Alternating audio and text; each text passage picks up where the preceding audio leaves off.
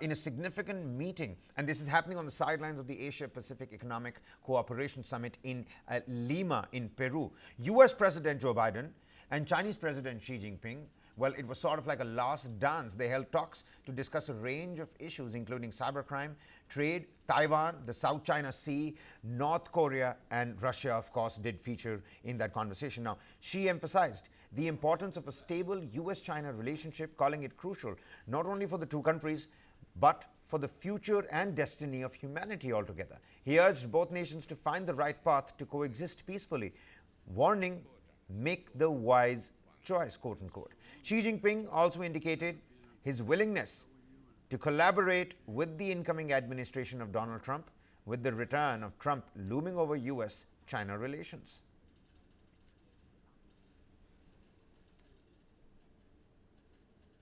愿同美国政府继续保持对话，拓展合作，管控分歧，努力实现中美关系平稳过渡，造福两国人民。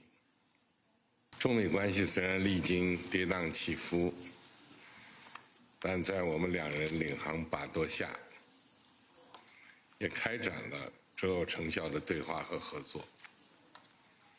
总体实现了稳定。中美关系的发展历程，也印证了中美建交45年来的经验和启示。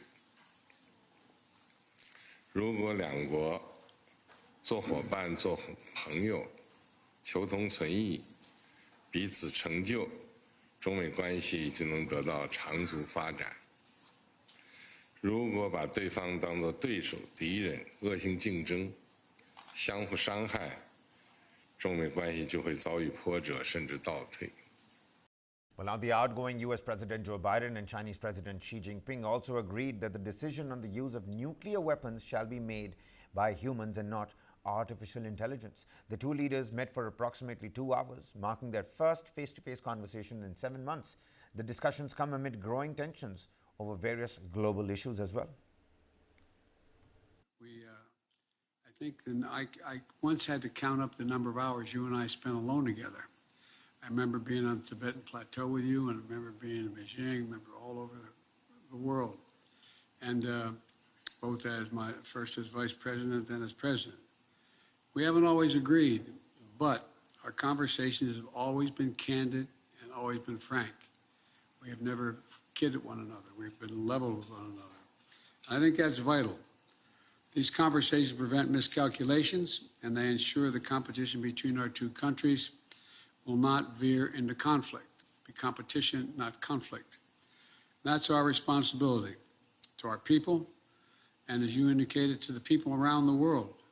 We are the most important alliance or most important relationship in the entire world. And how we get along together is going to impact the rest of the world. And so, you know, our two countries cannot let any of this competition veer into conflict. And as I said, that's our responsibility. And over the last 4 years, I think we've proven it's possible to have this relationship.